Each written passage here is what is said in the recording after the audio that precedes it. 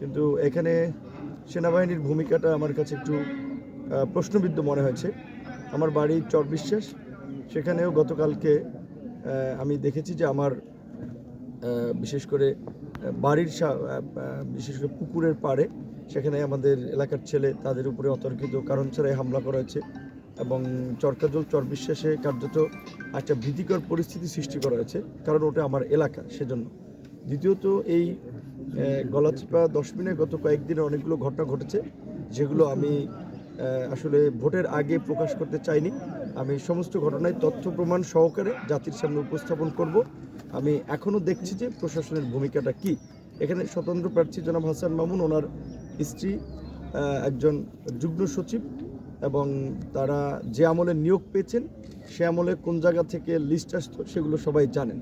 বিতর্কিত প্রক্রিয়ায় নিয়োগ পাওয়া একজন অফিসার এই নির্বাচনকে প্রশ্নবিদ্ধ করার জন্য জুনিয়র অফিসারদের উপরে চাপ প্রয়োগ করা, বিভিন্নভাবে প্রশাসনকে ব্যবহার করা, এবং আমাদের এখানে আমি দেখেছি পুলিশ এবং বিশেষ করে রিটার্নিং কর্মকর্তার একেবারেই একটা নিষ্ক্রিয় ভূমিকা এবং কিংকর্তব্য ভূমিকা।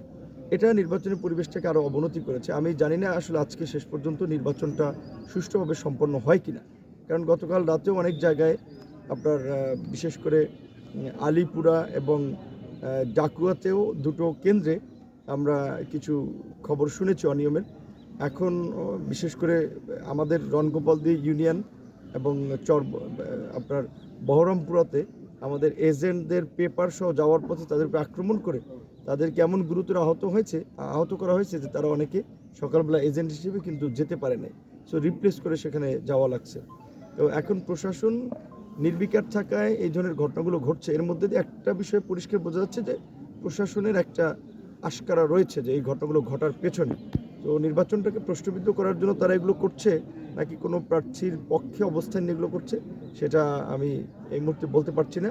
আর একটু বেলা গড়ালে সামগ্রিক পরিস্থিতি দেখে আমাদের করণীয় আমরা ঠিক করবো। তবে আপনাদেরকে ইতিমধ্যে জানিয়ে রাখি, আমি ঘটনাগুলো টাইম টু টাইম গতকাল রাতেও আমার সাথে নির্বাচন কমিশনের কথা হয়েছে। আমি পরিষ্কারভাবেই বলেছি যে এই ধরনের হামলা অগ্নিসংযোগ যদি ঘটে এবং আমার নেতাকর্মী যেখানে এইভাবে তাদেরকে হেনস্থা করা হচ্ছে, যেখানে প্রধান নির্বাচনী এজেন্ট সে হচ্ছে প্রার্থীর বলা চলে যে সেকেন্ড ম্যান, প্রার্থীর চেয়েও গুরুত্বপূর্ণ, সেখানে তার কাজের বিঘ্ন ঘটানো, তাকে 2 ঘন্টা ধরে আপনার আটকে রেখে জেরা করা, এটা স্পষ্টতই জনমনে একটা নেগেটিভ ইমেজ তৈরি করার জন্য, জনমনে ভীতি ছড়ানোর জন্য।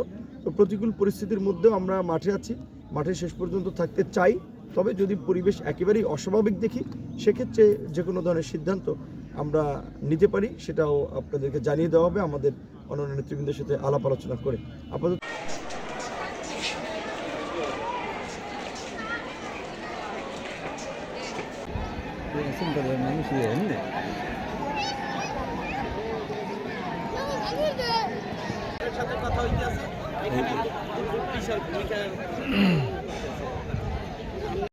আমি দাঁড়িপাল্লার প্রার্থী অধ্যাপক শাহ আলম গলাচিপা সরকারি কলেজ কেন্দ্রে প্রথমে ভোট দিয়েছি।